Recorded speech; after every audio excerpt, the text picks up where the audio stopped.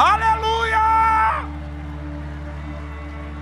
Glória a Deus, glória a Deus, glória a Deus. Continue de pé.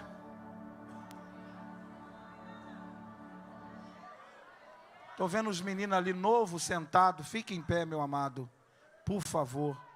Isso.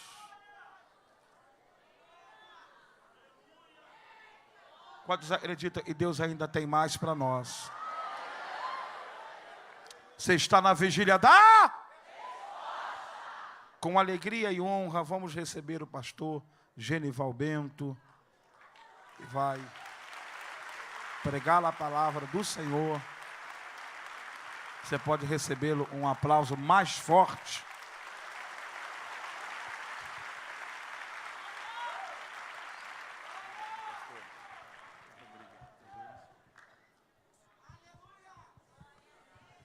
Queridos, com muita alegria, saúdo a todos com a paz do Senhor.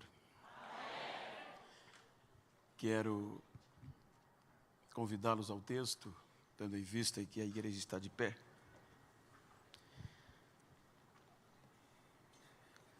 O qual quero transmitir o que está no meu coração, no livro de Esdras, capítulo 4,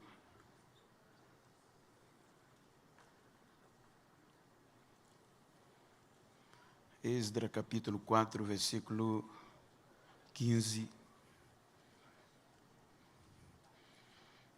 está escrito: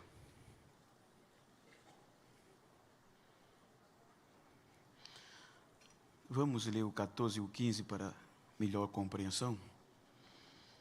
O 14 diz: agora, pois, como somos assalariados do paço, e não nos convém haver a desonra do rei, por isso mandamos dar aviso ao rei, para que se busque no livro das crônicas de teus pais. E então acharás no livro das crônicas, e saberás que aquela foi uma cidade rebelde e danosa aos reis e províncias, e que nela houve rebelião em tempos antigos, pelo que foi aquela cidade destruída. Queiram tornar os vossos assentos, por favor.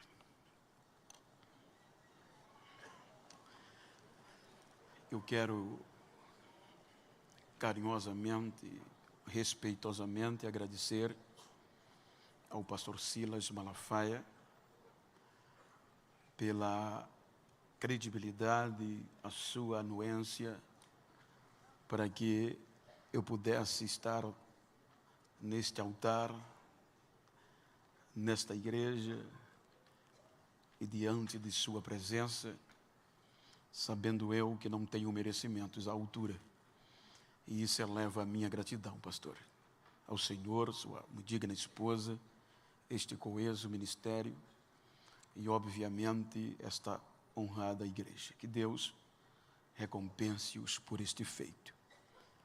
Quero fazer menção a Deus pela vida do pastor Eliel, pelo convite como responsável desse trabalho, ao pastor Odilton, muito obrigado, vice-presidente, ao pastor Lopes pela locomoção, o carinho, o cuidado da receptividade, representando-os, tem me tratado como príncipe. E a alegria de rever os amigos como o cantor Nani, pastor Elcio, e em vossos nomes externo a todos os demais amigos que porventura estejam entre nós. Queridos, como o tema ele é bem objetivo sobre respostas, e diante de um esclarecimento que nós já ouvimos, não seria mais necessário alguém falar ou pregar, pois o que nós ouvimos pelo pastor já é suficiente para entendermos o trabalhar de Deus. Mas eu gostaria de tomar por base este texto para falar-lhe sobre fundamentos. Quando nós observamos o contexto, os irmãos hão de convir que a história de Esdras aconteceu diante de um período caótico na vida de Israel. Diante de um caos pré-estabelecido que originou o cativeiro. E por anos, o povo de Deus foi subjugado pelo poderoso, potente reino babilônico. E quando o passar do tempo e de anos, chegou a oportunidade do povo recomeçar. A Bíblia diz que depois que os persas predominaram, subjugando assim os babilônicos, então Esdras começa a sua história falando do primeiro ano do reinado de Ciro, rei da Pérsia. O capítulo 1 demonstra o quanto Deus é Senhor, pois a Bíblia diz que Deus tomou Ciro, seu ungido, ou o capacitou. E dentro dessa capacitação, gerou no espírito de Ciro um desejo de um pagão motivar, patrocinar a reconstrução de uma história espiritual que havia sido destruída. Então, a situação não era fácil. Porque quando Esdras começa a escrever a história, a Bíblia fala que a situação não era boa. Então, Ciro estimula através de pregões, de pregações em todas as suas províncias, e além disso, por escrito, o desejo que Deus colocou no seu coração para edificar ou reedificar uma casa de adoração ao Deus de Israel. E por isso ele motiva através de mensageiros e escritas para quem do povo de Judá estivesse predisposto a recomeçar, teria liberdade para voltar para Jerusalém, que é em Judá, e dar início a esta grande obra. Então, o contexto histórico mostra que, no capítulo 1, liderados por Zorobabel, por Jesua e outros corajosos, o povo volta para Judá, para recomeçar. Uma história que até aqui estava sem credibilidade e aparentemente destruída. Então a Bíblia diz no capítulo 1 que eles assim o fizeram. E com o passar do tempo, quando eles chegam, este povo não teve capacidade de reconquistar 100% da sua terra, que havia sido tomada por pagãos. Um contexto histórico mostra que eles só conseguiram recuperar cerca de 1/3, que equivale a cerca de 1.200 quilômetros quadrados de todo o total de Israel. Então, todas as outras partes estavam sendo dominadas política, econômica e socialmente por pagãos. Então, o recomeço não era fácil, pois com 1/3 da terra a economia não se desenvolvia, tanto no contexto econômico e com isso o contexto social. A história vai se apertando a ponto de que, se Deus não intervém, não havia mas não ia haver geração de Israel. Porque é daí que surge o casamento dos judeus e judias com os pagãos, por conta desta proporção demográfica que eles não tinham força para recomeçar. Então a Bíblia diz que agora vem Zorobabel, dedicado nas Escrituras, acompanhado de valentes, e chegam em Israel para recomeçar. Mas não era fácil. Se os irmãos observaram o capítulo 1, é de desafios, é coragem. E para recomeçar, é mais difícil do que para começar. Porque para começar, ninguém sabe quem você é, aonde você vai chegar e nem o teu potencial. Mas quando você começa e o incidente vem para você reconstruir a história, não vão querer, porque já sabem quem você é e aonde você pode chegar. Então observe que o capítulo 1 descreve o desafio e o capítulo 2 é exclusivamente relatos de genealogia, do grupo que voltou, dos cabeças, de homens que voltaram para recomeçar. Então quando nós deparamos com o capítulo 3, chega a hora de recomeçar. E por onde recomeçar? O capítulo 3 diz que a primeira coisa que discutiram e resolveram erguer foi o altar. Fazer fundamentos para ter força para recomeçar. A Bíblia diz que eles levantam o altar. E o altar é fundamental. Porque sem o altar não ia haver relacionamento com Deus. E sem o relacionamento não havia intimidade. E sem a intimidade, como foi dito, você não vai ter paciência de esperar em tempo de silêncio. Então o altar é necessário.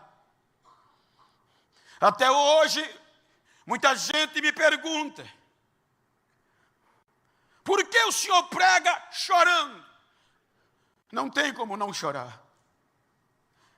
Porque eu não fui formado em mídia. Eu fui formado em círculo de oração e escola bíblica.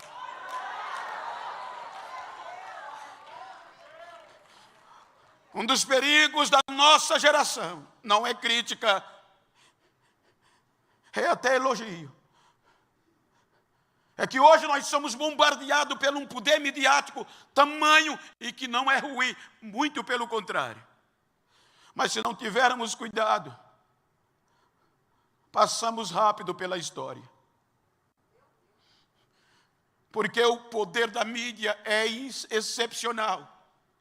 A mídia só precisa no máximo de 24 horas para pegar um desconhecido, um ninguém, e fazer-o despontar.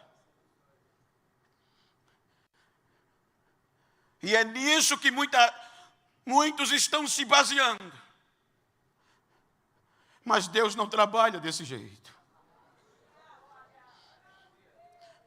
Se você não tiver relacionamento com Deus, não vai entender o seu silêncio. Porque Deus às vezes machuca. Parece que Ele esqueceu de nós. Porque a mídia só precisa de 24 horas no máximo. Mas para derrubar, ela precisa de menos do que 24 horas para jogar o famoso na lama de novo. Mas Deus demora. Mas jamais abandona e nem esquece. E para isso é preciso relacionamento. Sem altar não vai dar certo. Sem altar, o vento leva rapidamente. Então a primeira coisa que eles fazem para recomeçar é o relacionamento com Deus. Um lugar para chorar, para adorar. Você lembra, eu venho ainda de uma geração que tem pessoas que quando me vê lembram das igrejas antigas, dizem eles, em que quando nós íamos para o culto, era indispensável essa peça. A gente começava o culto antes de sair de casa. E quando a gente entrava nas igrejas, tinha irmãs que andavam com logo 2, porque um não ia ser suficiente para conter as suas lágrimas. Altar é necessário. A segunda coisa, agora com o altar, o capítulo 3 de Esdras diz que a segunda coisa essencial para o relacionamento, para o recomeço, agora com o altar, vem os sacrifícios e o holocausto. Vem os sacrifícios. Porque o altar traz o relacionamento. E o sacrifício traz a entrega. Eu estou tomando a minha vida não perfeita, cheia de falhas. Mas com 15 dias de crente, eu fui forçado a aprender a orar. A ter relacionamento com Deus. Porque com 10 dias eu ia orar, não aguentava, 5 minutos, no período de oração, eu me levantava, o joelho doía. Quando eu me levantava, sentava, ficava envergonhado, porque quando eu olhava para frente, para trás, para os lados, só tinha eu sentado. Os demais tudo de joelho, e o barulho era glória, aleluia e línguas estranhas. Então, com 15 dias de crente, eu já orava 2 horas, sem tirar o joelho do chão. Com 1 mês de crente, eu já orava 8 horas. Já jejuava 5 dias por semana. Altar e holocausto. Até aí tudo bem. O capítulo 1 não desperta muita coisa, e o 2, mas o 3 começa o relacionamento e as entregas. Capítulo 3, versículo 2, o altar. Versículo 3, o holocausto, o sacrifício. Porém, uma conjunção adversativa no versículo 6. O versículo 6 diz, com o altar. O versículo 3 diz, com o holocausto. Mas o versículo 6 diz, porém, há uma conjunção adversativa. Faltava alguma coisa para encaixar. Ou seja, os alicerces ainda não tinham sido lançados. E sem o alicerces faltava muito. E enquanto o alicerce não foi fundamentado, não houve perseguição, não houve crise, tudo ia muito bem. Relacionamento, holocausto, festa, alegria, não incomodou. Mas o versículo 10 do capítulo 3 diz, quando os alicerces foram lançados, o negócio melhorou. Quando os alicerces da casa foi fundamentado, e o alicerce não era simplesmente, não é à toa que até hoje, para ter alicerce ele tem que ter pedra. Há historiadores que dizem que na época, história que me falta o nome agora, mas elas dizem que eles tinham que cavar até encontrar pedras, rochas. Então, quando foram lançados, aí foi uma festa só no alicerce. Aí houve sacrifício, houve cantores, aparecem cantores, aparecem sacerdotes já. A Bíblia diz que a alegria foi tão grande, que aqueles mais antigos que viram a primeira casa, quando viram o alicerce fundamentado, choravam. Uns choravam de alegria, os outros preocupados. A Bíblia diz que foi uma alegria tão grande que o choro não dava nem para discernir de quem estava triste e de quem estava alegre, porque era tão alto que de longe se ouvia o grito de alegria e os louvores que eram cantados depois que os fundamentos foram estabelecidos. Os fundamentos estabelecidos, houve festa. O capítulo 3 termina com esta festa.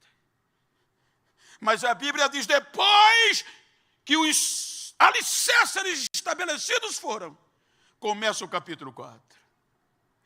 Agora fundamentados. Aleluia. Aí a Bíblia diz no capítulo 4, que os seus antigos inimigos, que tomava parte de 2/3 da terra de Israel e outros da além do rio, ouviram o barulho de alegria.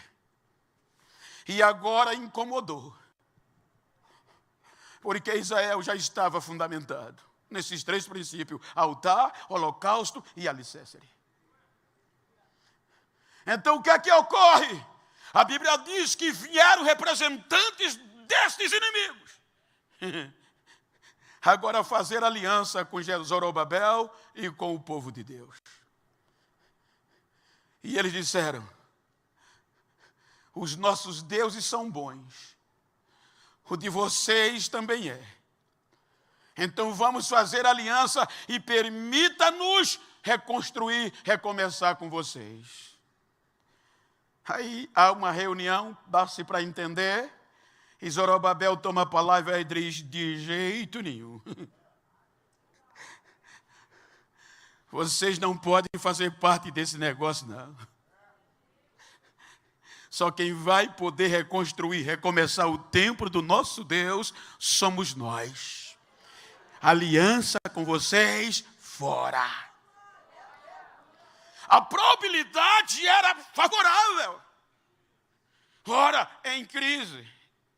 Agora, 2/3 das pessoas circunvizinhas, eles com a carta do rei Ciro, com a autoridade real, para recomeçar.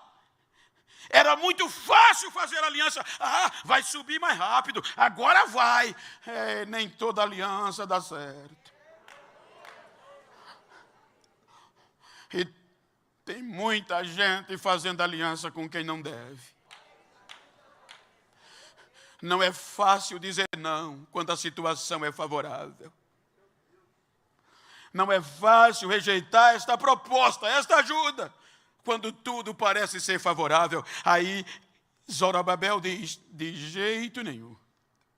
De modo algum vocês vão fazer parte nisso aqui. Para que foi dizer isso?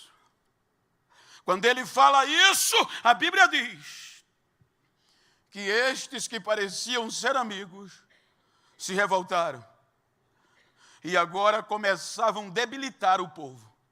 E além de debilitar o povo, fazia pressão para o povo não continuar a restauração. As ameaças contratavam pessoas para desestimular os judeus. E agora vão trabalhando. E a Bíblia diz que a força do povo vai debilitando-se. Porém, Deus estava no negócio. E a obra não parava. Deus estava dentro do projeto. Havia fundamentos. A pressão, a ameaça não parou a obra. Você pode observar que a obra continua. As ameaças, os desestímulos, não parou a obra. Aí vem o capítulo 4, a obra continuando no meio da pressão. Aleluia. A obra continuando no meio das pressões. Como as pressões, os descréditos, as ameaças não pararam a obra, então agora os inimigos resolvem mexer no passado. Aleluia. E não é fácil quando mexe no passado. Veja que o capítulo 4 vai se desenrolando. E é no capítulo 4 que agora se reúnem com as forças e começam a escrever uma carta para o rei Dário, que já havia substituído, ou Artaxerxes, como queiram interpretar. E nestas cartas, eles vão denigrindo e mexendo no passado de Israel. Nesta carta, ele vai desenrolando e diz ao rei: ora, rei, felicidades, paz seja contigo, rei. Isso era gente importante no meio da política da além do rio. Não eram leigos. Eram pessoas esclarecidas que tinham relacionamento diplomático e começaram a escrever para a Pérsia, para Dário, tentando vasculhar o passado de Israel. Ei, nós somos amigos, somos assalariados pelo este contexto e por isso somos fiéis e não queremos ver o vosso fim. Queremos te pedir que vasculhe, que procure no passado desta cidade. E o Senhor vai descobrir que essa cidade é rebelde. O Senhor vai descobrir que essa cidade não presta. E se o Senhor permitir que os fundamentos continuem e os muros se estabeleçam, o Senhor vai ter problema. Porque esse povo costuma não pagar tributos. Este povo pode verificar no passado que este povo, eles não pagavam imposto e por isso foram destruídos. Por isso este povo foi destruído. E a carta chega a Dário. E a Bíblia diz que o rei Dário vai buscar no passado de Israel. E quando busca, está lá claramente nos registros que Israel não era insubordinado, que Israel foi destruído e prejudicou a muitas províncias e a muitos reis. Ou seja, mexer no passado não é fácil. E para recomeçar, a gente tem que encarar algumas coisas do passado. Mas se tem fundamento, não vai ser abalado. Se tem fundamento, vai esperar em Deus. Podem mexer no passado. Diga comigo, estou nem aí. Pode vasculhar. Mas eu tenho fundamento. Vou recomeçar. Não vão me parar, não. Aleluia. Quando mexeram no passado, a Bíblia diz que a obra, o rei Dário, quando lê, que descobre, imediatamente manda a resposta. E a resposta era para parar. Imediatamente eu dou ordem a vocês que cessem esta obra. Parem! E quando eles receberam a resposta, não perderam tempo. A Bíblia diz que eles foram lá e com ordem real, a obra foi interrompida. O capítulo 4 termina com o cessar desta obra. E agora, o que fazer? É ordem real, a ordem foi parar. E tem que parar. E Deus? Não são nesses momentos que vêm os questionamentos? Não são nesses momentos que a dúvida vem? Se foi Deus que mandou e agora parou a ordem real, o que esperar em Deus? É aqui que se não tiver fundamentos, filho,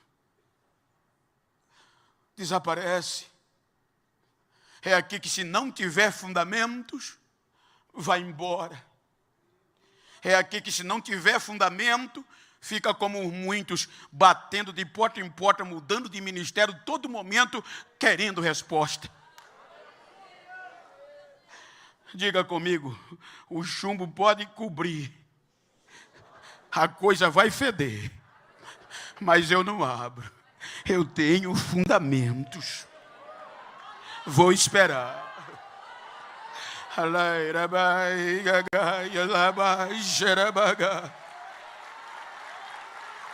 Por muitos dias a obra parou.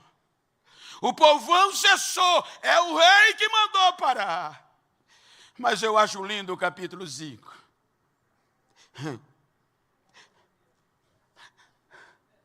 A Bíblia diz que Zorobabel e Jesua e outro que eu me falho o nome, a memória, Josadab, salvo engano, não desistiram. Aí é neste período de crise que aparecem 2 profetas, Ageu e Zacarias. No silêncio de Deus você não está só. Eu lembro-me, biblicamente, que uma das maiores crises do rei Davi foi o silêncio de Deus na morte de Absalão. A Bíblia diz que tudo parecia o fim, nada estimulava o rei Davi. Mas uma história extra-bíblica diz que se eu pudesse, como fez o pastor com a sua permissão, entrevistar Davi, aquele momento, como foi que você superou quando você estava só? Ele tinha me respondido, eu não estava só, pensei que estava, mas não estava. No dia que eu resolvi desistir, quando eu levantei a cabeça, tinha alguém na minha frente. Quem era? Asaf.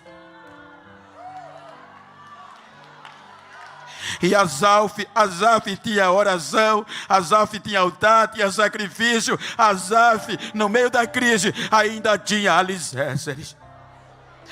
A história diz que o rei Davi faz 3 questionamentos a Asaf. Asaf, tu ainda ora? Asaf disse, eu ainda oro, rei. Asaf, tu ainda tem louvor? Ainda tenho louvor, rei. Tu ainda adoras, Asaf? Ainda adoro, rei. Então louva comigo, Asaf, adora comigo, Asaf, ora comigo. E a oração de Asaf levantou o rei Davi. Diga para quem está ao seu lado, se você puder, diga, você não está só quando o silêncio de Deus vier.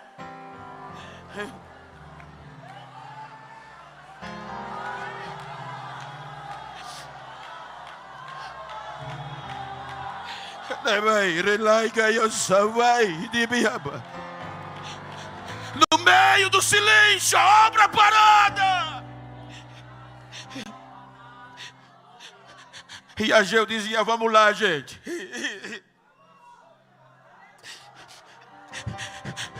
Zacarias chega, vamos lá, gente. Mas é ordem real.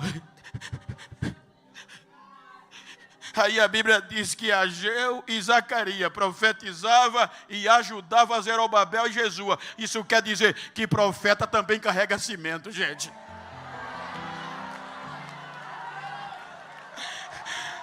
É fácil rodar num pé só, profetizar como foi dito aqui, tal dia. Não, profeta também carrega pedra, profeta também carrega cimento. Quando a crise chega, profeta também trabalha.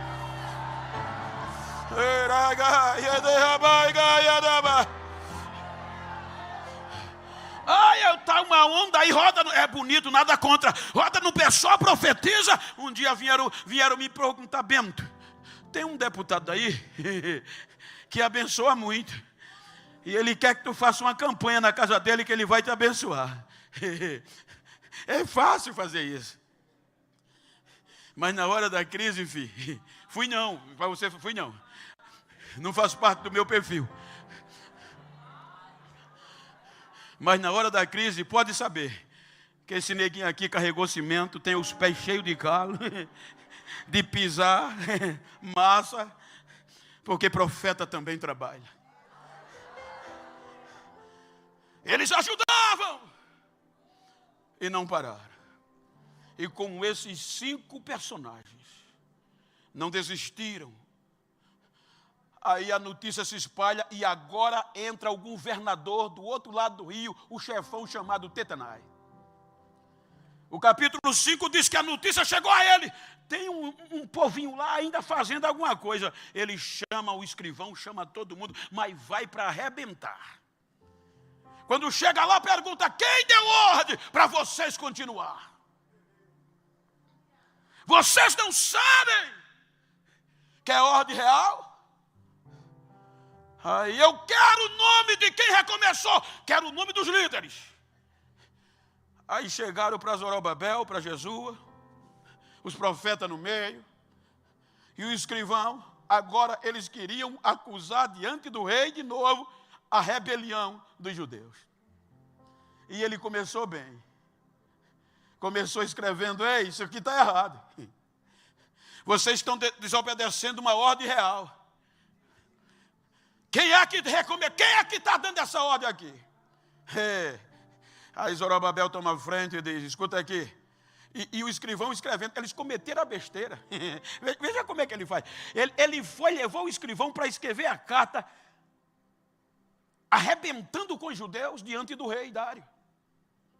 Já que a primeira surtiu efeito, ele disseram: agora eles vão se acabar de uma vez por todas. Agora ele era o governador Tatenai falando e o escrivão já preparando a carta. Só que o escrivão também começou a colocar as palavras de Zorobabel. No emendar da conversa, o escrivão começou a escrever e o governador nem prestou atenção na besteira que ele fez. Ele começou a denegrir. E vocês estão recomeçando por quê? Aí Zorobabel diz: escuta aqui, moço. Nós somos servos do Deus, do dono do céu e da terra. Vocês sabem que e o escrivão foi escrevendo. Vocês sabem que este templo foi construído e aperfeiçoado por um grande rei. Mas os nossos pais se esqueceram de Deus. E por isso nós fomos destruídos. E o escrivão escrevendo. E o governador não leu. E Zorobabel foi dizendo: então Nabucodonosor nos levou para a Babilônia. Mas depois de muitos anos, o rei Ciro apregoou e fez um registro, nos dando o direito de voltar, e não nos fez voltar de mãos vazias. Ele nos devolveu todos os utensílios que Nabucodonosor levou do templo e colocou no templo da Babilônia. O rei Ciro pegou um por um e nos deu de volta. E o rei Ciro falou, registrou e colocou na tesouraria, na chancelaria de Babilônia, este registro, nos dando o direito de recomeçar, e ele ia patrocinar tudo. E o escrivão nem percebeu. Aí Zorobabel diz: vejam, e se vocês puderem, peça para o rei Dário verificar que há um memorial na tesouraria em Babilônia. E memorial não é destruído. Você pode até não concordar, mas não vai destruir.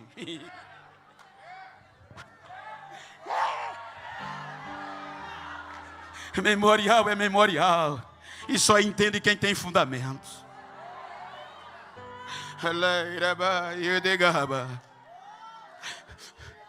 Manda ele verificar e vocês vão ver. Aí o governador Tatenai nem releu a carta.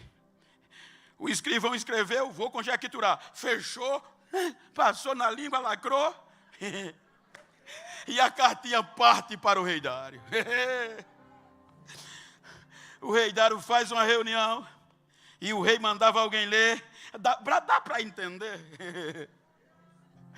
Aí agora o leitor começa a ler diante do rei Dário. Começa com pejorativos. Que aquele povo é isso, que aquele povo é aquilo. Aí na carta o escrivão colocou: porém, isso está na carta do capítulo 5. Capítulo 6. Eles dizem que são servos de um Deus, dono do céu e da terra. E o escrivão lendo. E que há um memorial. Eles estão dizendo que há um memorial escrito pelo rei Ciro. Aí o rei Dário disse: Peraí, volta. Tem o quê? Um memorial, tem o registro que o rei Ciro deixou. Quem foi que deixou? Ciro. E aonde é que está? Eles disseram que está na tesouraria, na chancelaria em Babilônia. O rei Ciro disse: para a leitura e vai buscar agora. Quem tem fundamento tem, gente. Aí quando pegaram os registros, que o escrivão começou a ler diante do rei, na reunião, quero acreditar, o registro dizia: eu, Ciro, servo do Deus vivo, por mim se decreta hoje, vou sintetizar, que o povo judeu, autorizado por mim, tem o direito de voltar a Judá, ou Jerusalém, que está em Judá, e reconstruir um templo para o Deus de toda a terra. E tudo que eles precisarem vai ser patrocinado pelo rei. Se eles precisar de cimento, vai ter. Se precisar de cal, vai ter. Se precisar de areia, vai ter.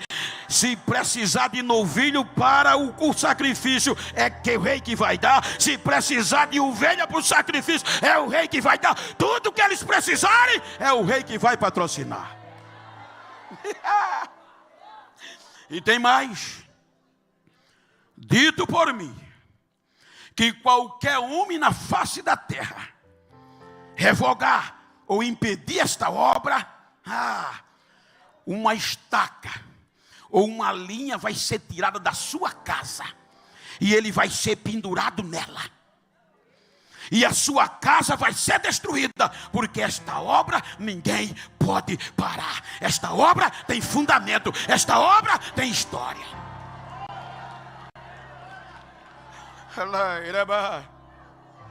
Vale a pena esperar.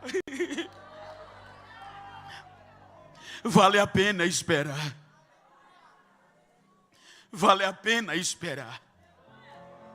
O mensageiro chega e o rei Dário manda a resposta de volta. Eu estou com dó de Tetanai, governador dos gentios. Quando o mensageiro chega, ele pensando que ia ser favorável, quando ele abre a carta, eu vou parafrasear. O rei Dário disse: Tetanai, governador da além do rio, esta obra não pode parar. Os judeus têm plena liberdade, e são vocês que vão supri-los.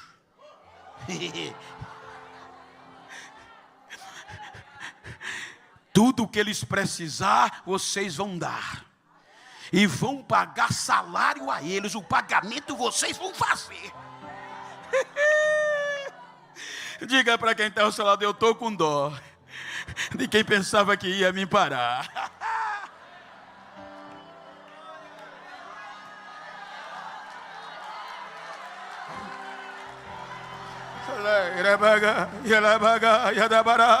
Altar, sacrifício, alicerce, são fundamentos para quem espera em Deus. Quem tem esses fundamentos não se desespera, mas espera, mas espera. Você já ouviu, mas só para dar sentido. Olha onde eu estou, gente. Com respeito às demais e os demais altares. Mas eu estou diante de uma plateia e num altar desejado do Brasil e do mundo. Mas por quantos anos eu não ouvi: esse negro não vale o que come.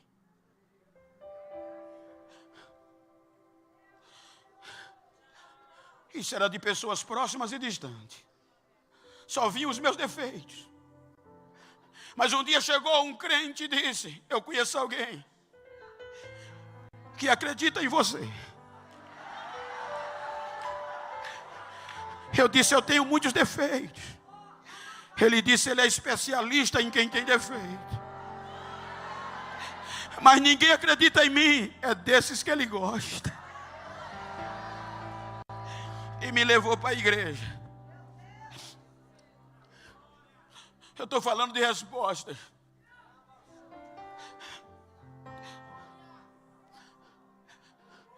Jesus me aceitou em 92, dentro do canavial, onde eu morava. Trabalhei 40 anos, ainda sou vinculado a uma empresa, usina de açúcar. E com orgulho, plantei cana, cortei cana, limpei mato. A partir dos 12 anos de idade. Com 27 anos, Jesus me aceitou.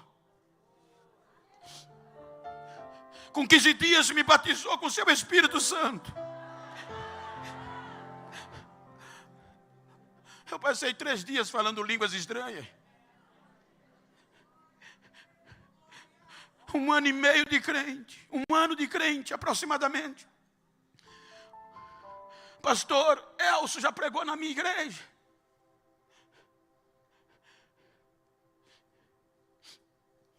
O pregador chegou numa fazenda onde eu me congregava. Uma igrejinha de 6x12. E naquele culto, um dia de domingo, ele disse a mim, de púlpito, profetizou: as fronteiras do mundo estão se abrindo. O Brasil vai ser pequeno. Porque Deus te escolheu e tem um projeto. Eu acreditei. Eu tinha o fundamento. Como eu disse, eu orava no mínimo 8 horas no dia. Eu já chegava do trabalho, nem às vezes tomava banho, já chegava de joelhos. Com 3 dias depois desse culto, um grupo de obreiros antigos, com cuidado na minha fé, me procurou e disse: Genival, a gente veio te dar um conselho. Tu é crente, mas a gente veio te pedir para esquecer aquele culto do domingo. Mas por quê? Porque você tem 3 defeitos que é impossível acontecer. O profeta errou. Quais são os meus defeitos? Tu é pobre, tu é analfabeto, e para piorar, você é preto.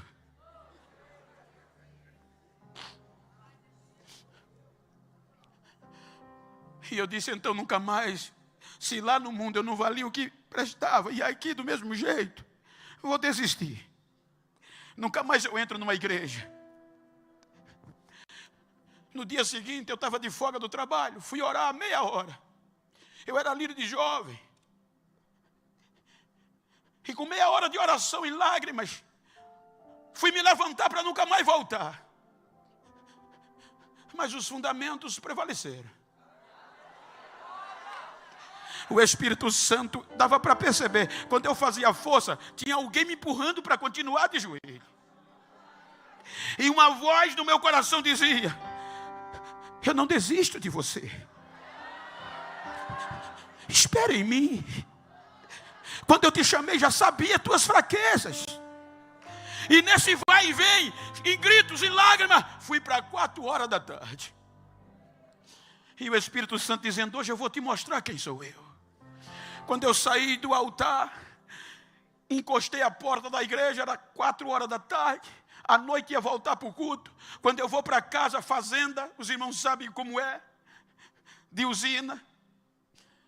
Aí um jovem vem correndo: irmão Genival, a tua menina saiu às pressas de casa, passando mal. Fui no posto de saúde precário, o médico e uma enfermeira.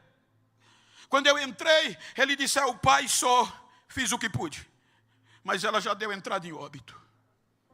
Eu olhei na maca, minha filha sem respirar. E na época, no interior de Alagoas, nem funeral a gente sabia o que era, chamava enterro. A palavra era ainda... Aí ele disse: leve para casa, prepara o enterro. Ela teve uma crise aguda e não deu para recuperar, já entrou em óbito. Eu peguei a criança no colo aos pedaços, acabado. Quando eu saí do posto de saúde, as pessoas meneavam a cabeça. E a minha esposa chorando e gritando. Eu fui entrar na rua da minha casa, todos olhando. Aí o Espírito Santo disse: volte para onde você estava. Que hoje eu vou mostrar a você que eu não dependo do que o homem acha, nem do que o homem diz.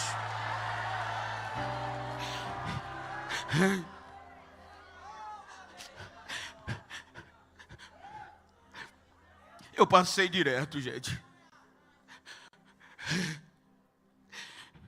Quando eu cheguei na igreja, empurrei a porta, tinha deixado entreaberta, e joguei no piso e comecei a gritar desesperado. Os vizinhos foram buscar o doutor, dizendo que ele endoidou, foi para a igreja. Daqui a pouco o doutor entra, a enfermeira, os vizinhos cercam, que no Nordeste tem esse costume dos vizinhos ficar na janela lá de fora. E quando todos chegaram, a voz de Deus disse a mim: fui eu que te trouxe aqui, para te mostrar que eu não desisto de você.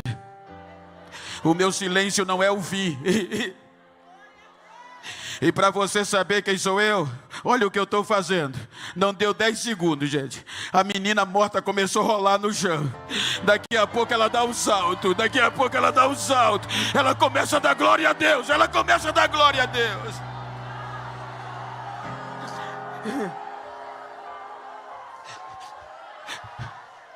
Só o médico ficou sem aceitar Jesus naquela tarde. 2004, eu me impulsionei. Pastor Elcio, eu digo, agora vai. Eu ainda hoje viajo. Não ando com celular para a igreja, não tiro foto, porque dentro do meu coração eu fui preparado para pastorear. Eu pastoreei 14 anos. Nunca imaginei viajar, mas era projeto de Deus. Quando deu 2005, aí os amigos chegaram. Você está importante. E eu animado, agora eu vou. Só que aí Deus silenciou. 2006, Deus silencia. 2007, Deus não fala nada, gente. E é esse silêncio que machuca. E como espera nele, se ele não responde? Eu sobrevivi pelos fundamentos. Quando deu 2007, os próprios amigos chegavam na igreja, punham a mão no meu ombro e diziam: internacional, mas já zoando. Qual foi o país que você veio? Eu tinha vindo do canavial, ainda sujo. Não era melhor ter desistido lá atrás? Mas os fundamentos prevaleceram. Era ele chamando de internacional e eu com o rodo na mão, limpando o banheiro, depois que largava do trabalho. Eu não desisto. Eu vou esperar. Ele é Deus.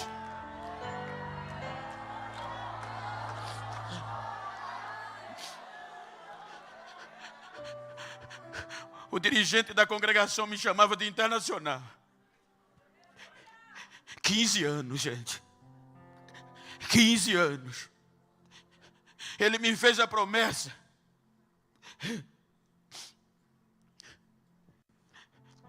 Em 2004.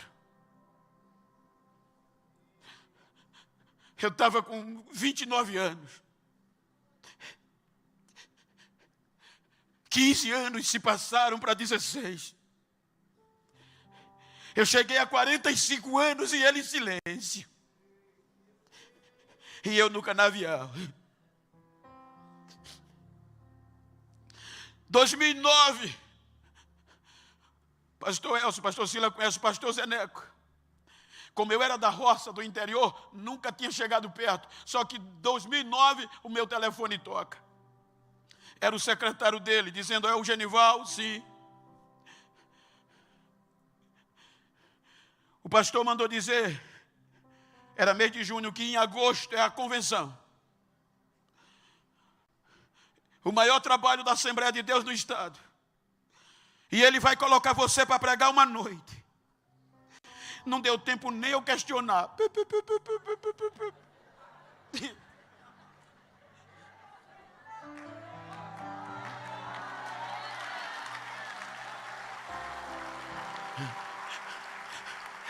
Eu só vim contar a experiência. Mês de julho, os cartazes saíram na BR-101, 104 e na internet. Olha quem ia pregar, gente. Era cerca de 30 mil por noite, fora as plenárias. Pastor José Wellington Bezerra da Costa, primeira foto. Pastor Sebastião Rodrigues, segunda foto. Pastor Messias, terceira foto. Pastor Josué Brandão, quarta foto. Só gente top, só gente da alta. E no meio deles tinha uma carinha preta lá.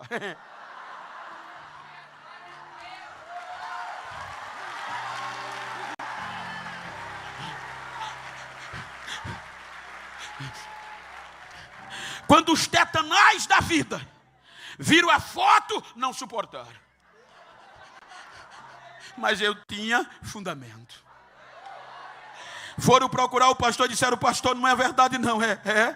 O senhor vai colocar aquele nego para pregar na convenção? Vou. É ele mesmo, eu gostei, mas é ele mesmo. O senhor sabe que ele é da roça? Sei. Sabe que ele é analfabeto? Sei.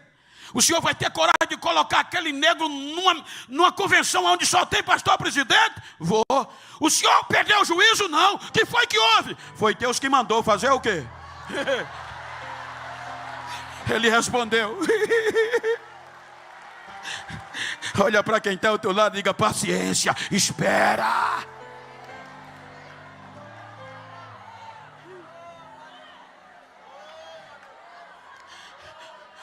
Preguei na segunda noite, 2009.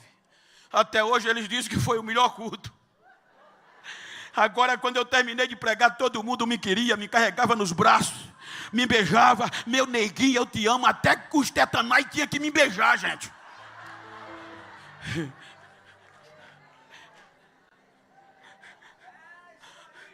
Ele respondeu. 2010, eu inocente. O telefone toca. Alô? Do outro lado. Hello? Era Europa, era Suíça. O neguinho entra no Airborne a 330 e olha.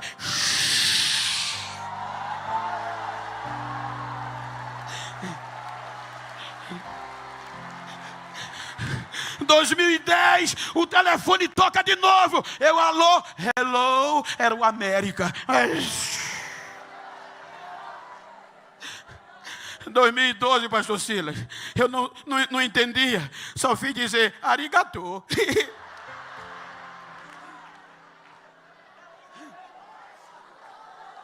Fundamentos. Tem altar, tem sacrifício, tem alicerce. São fundamentos essenciais para quem espera em Deus. Hoje eles me diziam na época: o fim desse nego é morrer debaixo de um pé de pau, dormindo debaixo de máquina, que era quando muito dormia confortável, era debaixo de trator. Quando chovia, eu dormia com os morcegos. E eles diziam: esse nego não presta o final dele. Hoje, eu chego em hotel que a cama tem 3 metros. Aí, para chatear, eu digo: eu vou dormir atravessado hoje, só para chatear.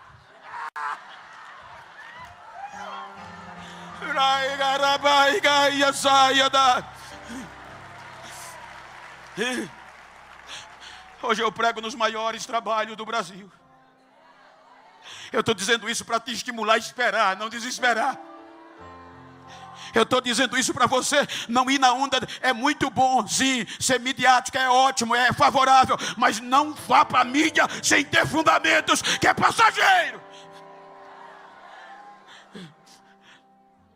Hoje eu viajo mais de 15 vezes para fora do Brasil por ano. Hoje, por ano, eu viajo cerca de 250 vezes de avião.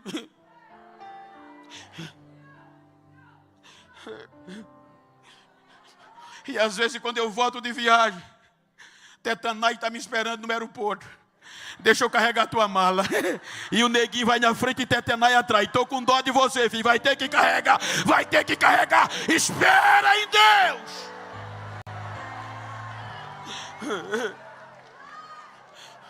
Não sou mais pobre, que eu não sou besta. Eu não sou mais analfabeto, que eu não sou besta.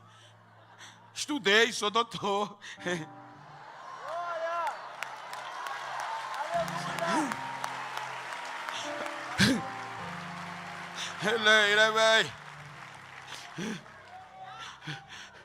Eu não sou mais analfabeto, mais pobre como eu era, porque eu me alimentava de caroço de jaca, casca de banana. Hoje eu já sei o que é salmão, filé mignon.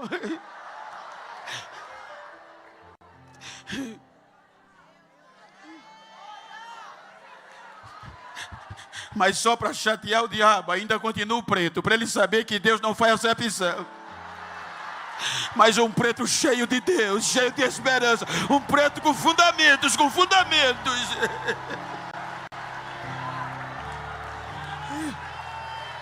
Fique de pé por um instante, me permita, pastor.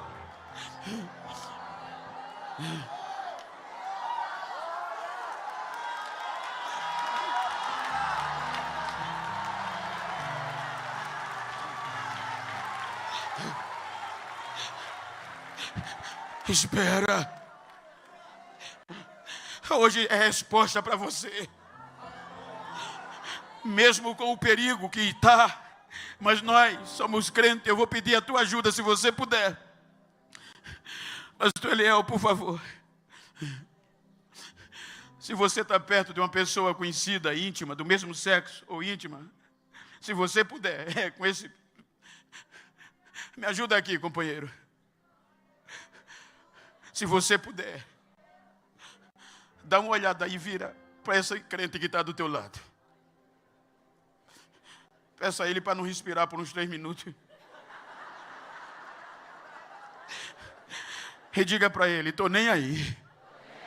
Quero nem saber como você chegou nessa vigília. Quero saber como você vai sair. Diga, vou sair fundamentado no altar, no sacrifício, no alicerce. Diga para ele, estou com dó de Tetenai e de todos que não acreditavam em mim, que pensou que eu ia desistir no silêncio de Deus. Diga, vou continuar esperando, porque hoje eu tive resposta. Diga para ele, me faz um favor, se depois dessa vigília tu encontrar eles por aí, dá um recado a eles. Diga a eles que eu estou com dó deles. Diga a eles que a casa deles caíram, porque eu vou continuar esperando em Deus. Eu vou continuar esperando em Deus. Abraça ele.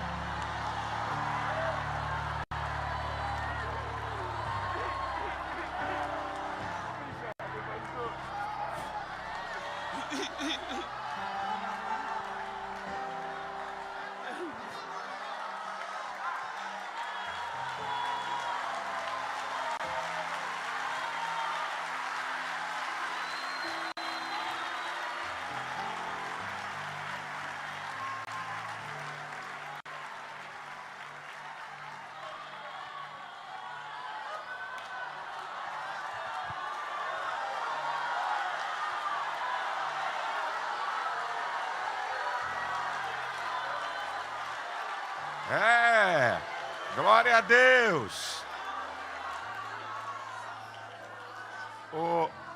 O pastor estava falando, aí está aqui o pastor Eduardo Gonçalves, que é testemunha, está me lembrando. Há uns 4 anos atrás, aqui no período de carnaval, eu vi só um pedacinho de um vídeo de uma mensagem dele. Aí ele estava dizendo aqui, né, que Deus manda, 4 anos atrás. Aí Deus falou, traz esse nego aqui. Deus continua mandando, rapaz. Por isso que tu está aqui.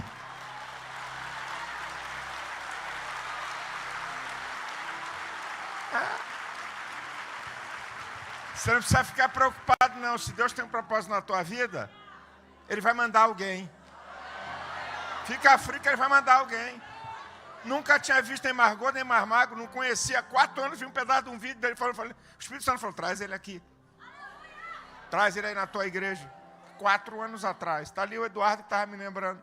É assim que Deus faz, irmão. É assim que Deus faz. Deus não está nem aí para o que as pessoas pensam. Mas a coisa, de tantas coisas lindas e maravilhosas que eu ouvi aqui, uma coisa que eu bato aqui na tecla. Não existe homem sem história. Essa gente construída em mídia e que o povo está ouvindo. Mídia tem os famosos anônimos. Fizeram o quê? Passaram por quê? Que história tem? E um monte de gente seguindo. Ô irmão, acorda. É o que ele falou. Tem que ter fundamento.